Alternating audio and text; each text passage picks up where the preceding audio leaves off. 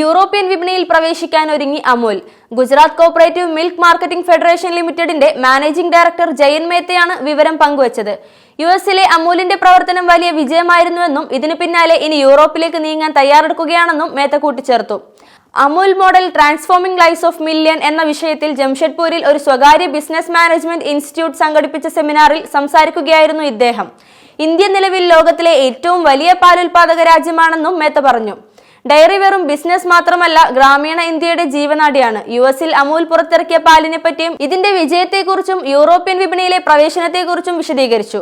ഉപഭോക്താക്കളുടെ വിശ്വാസം നിലനിർത്തുന്ന പ്രോട്ടീൻ സമ്പുഷ്ടമായ ഓർഗാനിക്, കെമിക്കൽ രഹിത ഉൽപ്പന്നങ്ങൾ നൽകുന്നതിന് അമുൽ പ്രാധാന്യം നൽകുന്നു.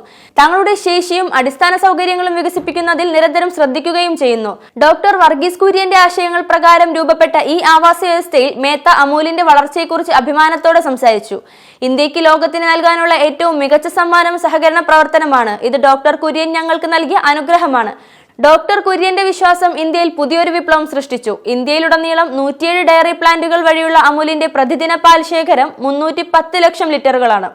50-ലധികം ഉൽപ്പന്നങ്ങൾ അമുൽ ഉൽപ്പാദിപ്പിക്കുന്നു. പ്രതിവർഷം 22 ബില്യൺ പാക്കറ്റുകളും വിറ്റഴിക്കപ്പെടുന്നു. 80,000 കോടി രൂപയുടെ വിറ്റുവരവുള്ള ബ്രാൻഡ്, 36 ലക്ഷം കർഷകരുടെ ഉടമസ്ഥതയിലുള്ള ലോകത്തിലെ ഏറ്റവും ശക്തമായ ഡയറി ഫുഡ് ബ്രാൻഡാണെന്നും മേത്ത പറഞ്ഞു. പാൽ കുറവുള്ള ഒരു രാജ്യം ഒരിക്കൽ സ്വയം പര്യാപ്തമാകുമെന്ന് ഡോക്ടർ കുര്യൻ അരനൂറ്റാണ്ട് മുൻപ് പ്രതീക്ഷിച്ചിരുന്നുവെന്നും ഇന്ന് ഇന്ത്യ ലോകത്തിലെ ഏറ്റവും വലിയ പാലുൽപാദക രാജ്യമെന്ന നിലയിൽ നിലകൊള്ളുകയാണെന്നും ഡോക്ടർ കുര്യന്റെ മകൾ നിർമ്മല കുര്യൻ സമ്മേളനത്തിൽ പറഞ്ഞു.